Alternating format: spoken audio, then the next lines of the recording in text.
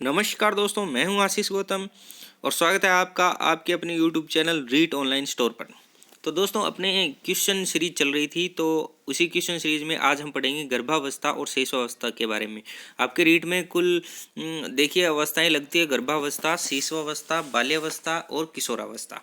तो आज हम दो अवस्थाओं के बारे में पढ़ेंगे, गर्भावस्था और शेष अवस्था के बारे में। उसके कुछ क्वेश्चन है जो विगत परीक्षाओं में आए हुए हैं। आपको ये बताने हैं कि आपके इन क्वेश्चन में से कितने सही हुए और उनको कैसे याद करना है, उनकी मैं ट्रिक भी आपको बताऊंगा। चलिए अपने प्रैक्टिस करते हैं। पहला क्वेश्चन इसमें दिया है, गर्भावस्था काल का क्वेश्चन है ये।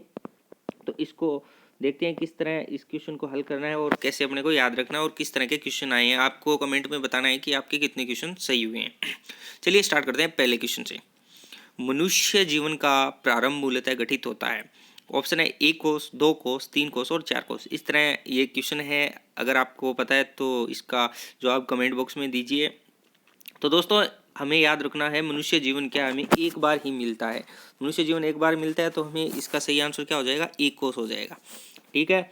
इसके बाद में क्वेश्चन नंबर 2 है, लिंग का निर्धारण किस गुणसूत्र के आधार पर होता है? बहुत ईजी है ये, हमने 5वीं 6ठी क्लास में पढ़ा था। एक्स वाई गुणसूत्र के क्या होता है, आधार पर क्या होता है? लिंग का निर्धारण होता है और ये लड़कों में पाया जाता है। तो देखिए, अपने अगर याद नहीं रहे, कुछ साइंस के स्टूडेंट भी नहीं है, तो देखिए उनको याद करने का बहुत ही आसान तरीका है कि एक्स एक्स और एक्स वाई, लिंग का निर्धारण एक्स एक्स सेम गुणसूत्र होता है तब लिंग का निर्धारण नहीं होता। लिंग का निर्धारण तब होता है जब अलग अलग प्रकार के गुणसूत्र और एक्स और वाई दोनों क्या है? अलग अलग है। जैसे वाई वाई हो तो भी लिंग का निर्धारण नहीं होता, तो एक्स वाई हुआ है अलग अलग है, यानी एक्स अलग प्रजाति का है, वाई अलग का है, तो लिंग का निर्धारण होता है। ऐसे याद कर सकते हैं। देखिए अब तीसरा क्वेश्चन है, लिंग क्या है? ऑप्शन है: आर्थिक अवधारणा, जैविक अवधारणा, सामाजिक संरचना और ये सभी। इस तरह का क्वेश्चन आने पे अपने ये सभी या उपरोक्त सभी आता है, तो लगभग स्टूडेंट की क्या होता है, ये साइकोलॉजी होती है कि वो ये सभी करते हैं। लेकिन ये नहीं है, हमें क्वेश्चन को बहुत ध्यान से देखना है कि लिंग क्या है, पूछा ये है। तो लिंग क्या है, इसका सही आंसर होगा सामाजिक संरचना। ठीक है। अब इसको याद करने का तरीका यही है कि लिंग के आधार पर ही हम सामाजिक संरचना को व्यवस्थित कर पाते हैं, क्योंकि हमें पता चलता है लिंग के आधार पर ये लड़का या लड़की है या थर्ड जेंडर है। तो देखिए लिंग क्या है, तो हमें पता चल गया सामाजिक संरचना। नंबर 4 क्वेश्चन है, वह अवस्था जो कि माता के 21वें गुणसूत्र जोड़े के अलग न होने के पाने के कारण होती है, ये कहलाती है। देखिए इस तरह के क्वेश्चन है। इसमें देखिए ऑप्शन है: Turner syndrome, Wilson syndrome, down syndrome और सभी। जो अपने आर्ट के स्टूडेंट है उनको बहुत ही मुश्किलात होगी क्योंकि याद करने में, क्योंकि इंग्लिश में नाम और साइंस से संबंधित ये क्वेश्चन है। तो आप याद, अगर आपको याद करना है तो मैं आपको बहुत ही इजीली आपको वे बताऊंगा जिसे आप कभी नहीं भूलोगे। बस अपने को क्या रटना थोड़ी है, इसको थोड़ा याद रखना है। देखिए वह अवस्था जो माता के 21वें गुणसूत्र जोड़े के अलग हो न हो पाने के कारण होती है। अब देखिए अपने ये याद रखना है कि माता के जो 21वें गुणसूत्र अलग ना होगा तो माता की तबीयत क्या हो जाएगी? डाउन हो जाएगी।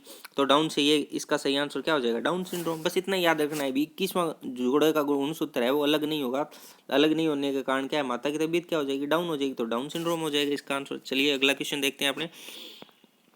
नंबर 5, निम्न को सही क्रम में व्यवस्थित कीजिए। ऑप्शन है आपके पास: अंडाणु, शुक्राणु, बालास्टोसिस, युग्मनज। 2 नंबर है शुक्राणु, अंडाणु, युग्मनज, बालास्टोसिस। 3 नंबर है अंडाणु, शुक्राणु, युग्मनज, बालास्टोसिस और चौथा है उपसभी। फिर मैंने कहा ये ध्यान रखना है कि अगर उपसभी आ जाए तो ये जरूरी नहीं कि हर बार उपसभी हो। तो इसका सही आंसर होगा नंबर 3, अंडाणु, शुक्राणु, युग्मनज और बालास्टोसिस। अब जो आर्ट के स्टूडेंट है उनको बिल्कुल पता ही नहीं होगा कि अंडाणु शुक्राणु ये होता क्या है, तो उसको याद करने का शॉर्ट ट्रिक मैं बता देता हूँ। आंसू का मन क्या है? बाला मूवी देखने का। आप ये तरीका याद रखना।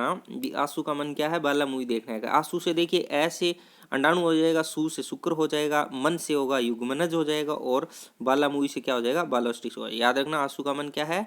बाला मूवी देखने का है। तो आंसू का मन ऐसे अंडाणु, से शुक्राणु और मन से युग्मनज और बा से बालास्टिक्स। इस तरह आप कोई भी ट्रिक जो भी आपको याद रखने का तरीका अच्छा लगे उस तरीके से आप याद कर सकते हो। कोई दिक्कत नहीं है, इस तरह से आप कभी नहीं भूलोगे। इस तरह अगर नाम आ जाए ना ऑप्शन में कहीं परीक्षा में दिखा शुक्राणु अंडाणु, तो अपने को याद रखना भी आंसू है उसका मन क्या था? बाला मूवी देखने का था। नंबर 6 क्वेश्चन देखिए, वह अवस्था जिसमें पुरुष में 2 या 2 से अधिक एक्स गुणसूत्र बढ़ जाते हैं किस नाम से जानी जाती है? जैसे कि 46 के स्थान पर 47 हो जाना। अब देखिए इसका ऑप्शन देखते हैं अपने। गुणसूत्र बढ़ना, 46 के स्थान पर 47 होना। ऑप्शन है Turner syndrome, Klinefelter syndrome, down syndrome और उक्त सभी। देखिए दोस्तों, इसमें क्या हुआ गुणसूत्र कितने थे 46, इसकी जगह हो कितने गए 47। एक इसमें क्या हुआ है इन हुआ है, एक गुणसूत्र क्या हुआ है इसमें इन हुआ है, इन हुआ है तो अपने को याद रखना है कि एक गुणसूत्र इन हुआ है तो इन से क्या याद हो जाएगा क्लाइनफेल्टर सिंड्रोम। इसका सही आंसर क्या हो जाएगा क्लाइन। 46 के स्थान पर 47 हुआ तो एक गुणसूत्र क्या हुआ इन हो गया, इन हो गया तो क्लाइन हो जाएगा। इस तरह याद रखते थे, कोई भी जो तरीका आपको अच्छा लगे। 7 नंबर क्वेश्चन है, वह अवस्था जिसमें महिला में एक्स गुणसूत्र कम हो जाता है किस नाम से जानी जाती है। जैसे 46 के स्थान पर 45। देखिए दोस्तों इसमें क्या हुआ है, उसमें तो हुआ था 46 के स्थान पर 47 और इसमें क्या हुआ है 46 के स्थान पर 45। देखिए अगर एक गुणसूत्र बढ़े तो क्या हो जाएगा इन से क्या हो जाएगा अपने को याद रखना क्लाइनफेल्टर सिंड्रोम। और यही मैं कह दूं कि 45 के स्थान पर 44 या 46 के स्थान पर 45 एक क्या हुआ कम हुआ, यानी कि कम हुआ तो ये एक क्या हो गया टर्न हो गया, यानी टर्न हुआ एक कम हो गया। जैसे पहले था 45 फिर 44 हो गया, यानी एक टर्न हुआ तो टर्न से याद रखना है अपने को टर्नर सिंड्रोम। बहुत ही इजी तरीके से याद कर सकते हैं। जब गुणसूत्र बढ़े, मैं दोनों दिखा रहा हूँ आपको यहाँ पे लिख के, जब गुणसूत्र बढ़े तो एक क्या हुआ इन हुआ, इन से याद रखना है अपने को क्लाइनफेल्टर सिंड्रोम। और जब घटे तो अपने को एक क्या हुआ टर्न हुआ, तो टर्न से याद रखना है टर्नर सिंड्रोम।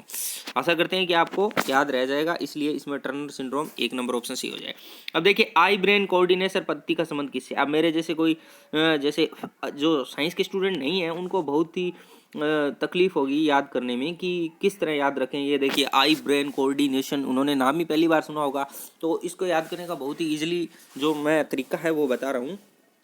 देखिए अपने को शब्दों को लेना है, वहाँ अपने पास आई ब्रेन नाम होगा, अपने को पता है जो आई है, आई मतलब आँख है, इसका अध्ययन अपने विज्ञान में करते हैं, अपने को पता है आँख नाक कान सब का अध्ययन अपने बायो में करते हैं, विज्ञान में करते हैं।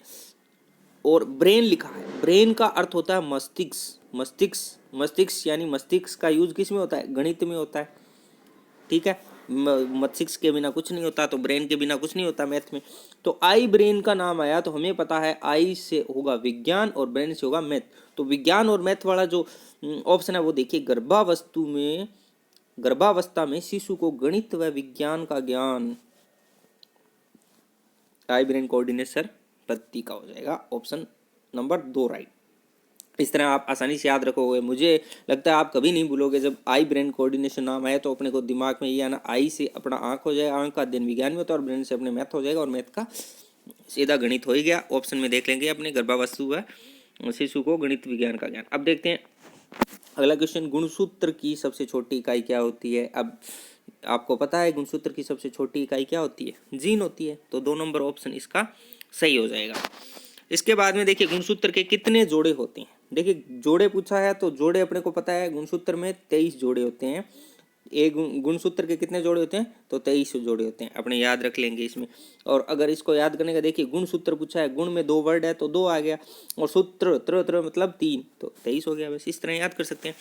तो आप मुझे कमेंट में बताइए आपके 10 में से आपको कितने क्वेश्चन आते थे और कितने क्वेश्चन आपके सही हुए हैं, कमेंट बताइए। चलिए अब करते हैं शेषवावस्था। अब शेषवावस्था से संबंधित कुछ क्वेश्चन है, बहुत ही ध्यानपूर्वक करना है आपने, आपको बताना है कमेंट में कि कितने सही हुए हैं।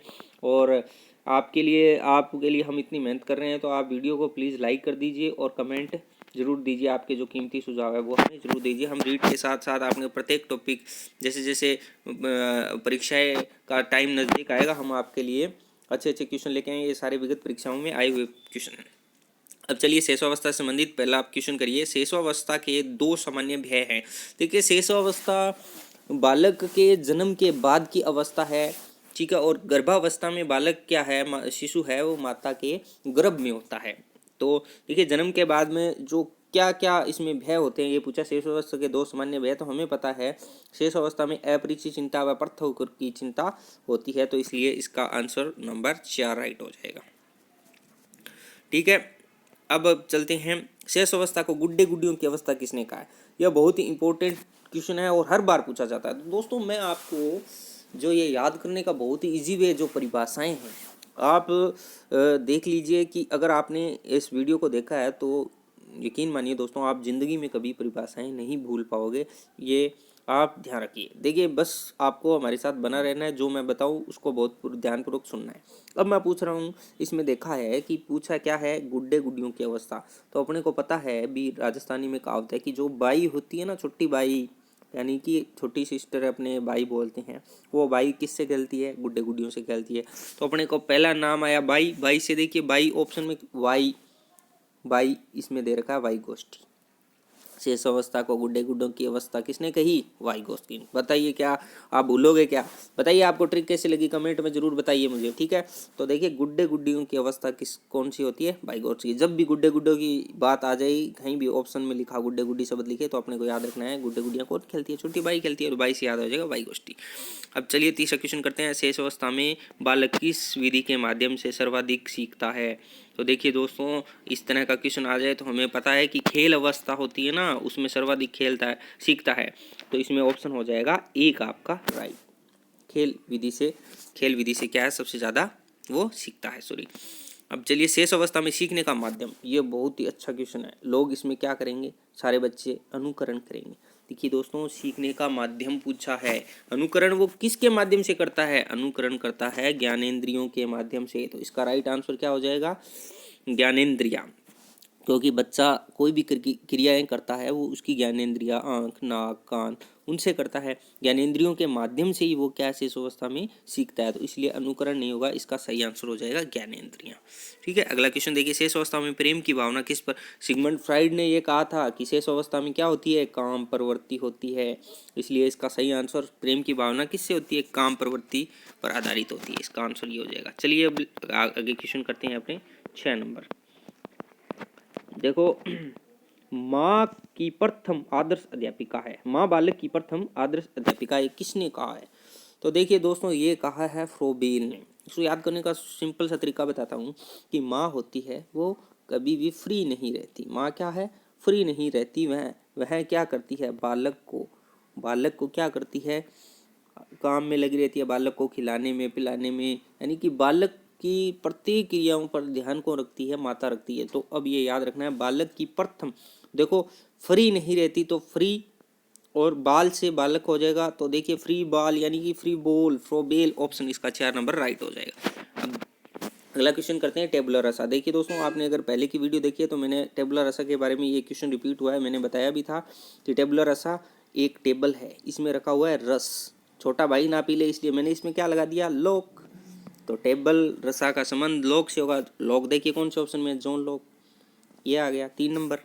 देखिए इजीली याद आ जाए, जब भी टेबल याद आए और रस याद आए, टेबल रस, नहीं टेबुलर रसा का संबंध किससे जोड़ा जाता है, टेबल, रस कहाँ रखा है, टेबल में, और टेबल में क्या लगा, लोग, तो जॉन लॉक इसका सही आंसर हो जाएगा। चलिए 8वां क्वेश्चन देखते हैं।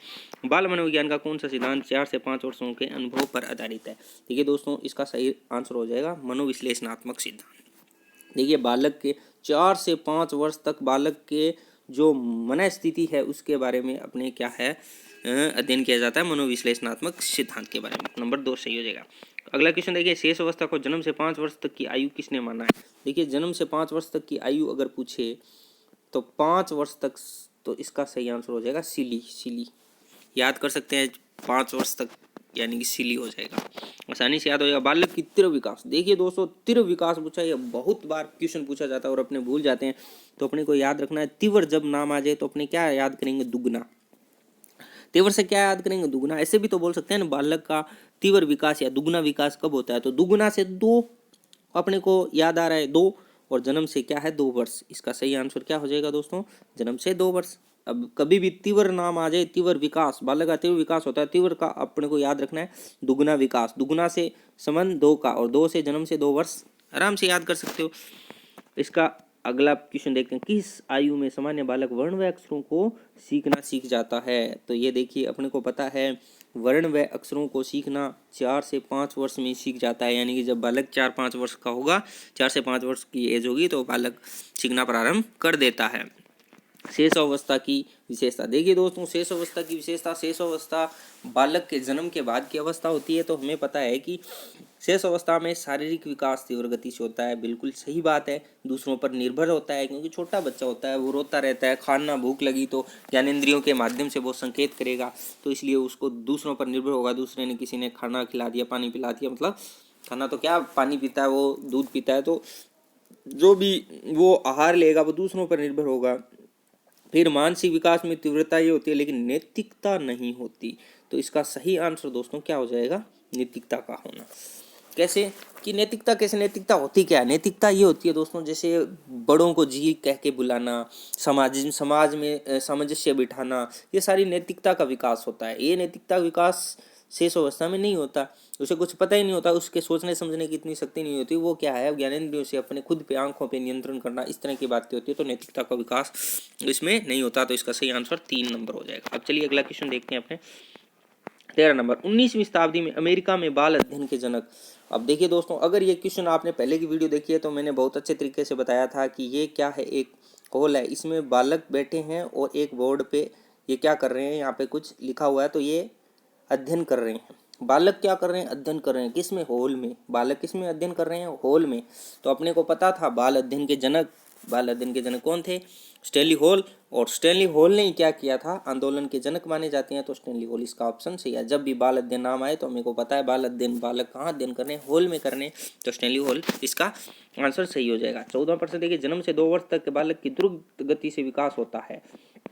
देखिए, द्रुत गति से बालक, जन्म से 2 वर्ष तक बालक का विकास द्रुत गति से होता है, यह धीमा हो जाता है। कब होता है, किशोरावस्था। 2 वर्ष से किशोरावस्था तक क्या हो जाता है, यह धीमा हो जाता है। उसके बाद में, किशोरावस्था के बाद में जैसे शारीरिक परिवर्तन आना, अचानक से उसका विकास होता है शारीरिक, तो इस तरह इसका आंसर 1 नंबर हो जाएगा।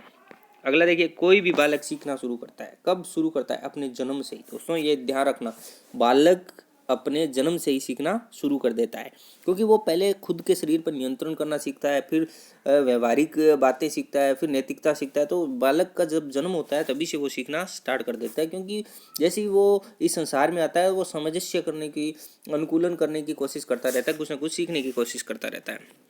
चलिए इसके बाद में 16 नंबर और सेकंड लास्ट क्वेश्चन है दोस्तों, ये आपका वॉटसन के अनुसार शेष अवस्था में सीखने की सीमा व तीव्रता विकास की अन्य किसी भी अवस्था की तुलना में सर्वाधिक होती है। इस कथन को ध्यान में रखते हुए शेष अवस्था शिक्षा के आयोजन में कौन सी क्रिया निषेध है? तो देखिए दोस्तों, मूल प्रवृत्ति का दमन इसका सही आंसर हो जाएगा। चलिए अगला क्वेश्चन, ये क्वेश्चन बहुत बार रिपीट हुआ है दोस्तों, और हर बार आप भूल जाते हो, क्योंकि ऑप्शन में वही सारे दिए होते हैं, क्रो एंड क्रो, जेम्स रोस और जे.एस. रोस हो गया, वॉटसन हो गया, थॉर्नडाइक हो गया, स्किनर हो गया। आपने बात बहुत बार रिपीट होता है, लेकिन आपने भूल जाते हैं, पढ़ा हुआ होता है तो अपने याद नहीं रहता। तो अपने को याद कैसे करना है, मैं आपको बता रहा हूँ। जो आपके पास दिया हुआ है उसी में से अपने को आंसर निकालना है। इसमें लिखा है, मुझे कोई बच्चा दे दो, मैं उसे डॉक्टर, इंजीनियर कुछ भी बना सकता हूँ। उक्त परिभाषा देखिए बहुत ही फेमस परिभाषा है। तो इसको याद कैसे करना है, अपने को दिया क्या हुआ, मुझे कोई बच्चा दे दो, यानी कि मुझे किसी का बच्चा दे दो, सन, किसी का भी क्या दे दो, सन दे दो। तो सन से अपने को क्या याद हो जाएगा दोस्तों, वॉटसन। इसमें देखिए वॉटसन कहाँ है, तो 3 नंबर इसका सही आंसर हो जाएगा। मुझे कोई बच्चा दे दो, मैं उसे डॉक्टर, इंजीनियर जो कुछ भी बनाना है बना सकता हूँ। परिभाषा किसकी है, वॉटसन की है। अब कभी भी आप ये परिभाषा पढ़ोगे कि मुझे कोई बच्चा दे दो, मुझे किसी का क्या दे दो, सन दे दो, सन से अपनी याद रह जाएगा वॉटसन। तो देखिए दोस्तों, आपके कितने क्वेश्चन सही हुए मुझे कमेंट में ज़रूर बताएं। आशा करते हैं कि आपके ये वीडियो बहुत ही इंपॉर्टेंट है हुई होगी और आपके बहुत अच्छे से समझ में आया होगा। और बाकी इसके बाद में जो किशोरा अवस्था और बाल्यावस्था से संबंधित क्वेश्चन मैं लेके आऊँगा, और आपको अपने मित्रों से सभी के साथ ये वीडियो शेयर कीजिए और कमेंट में हमें बताइए कि आपको वीडियो कैसे लगी। तो अंत में इतना ही, अपने चैनल को सब्सक्राइब कीजिए। धन्यवाद।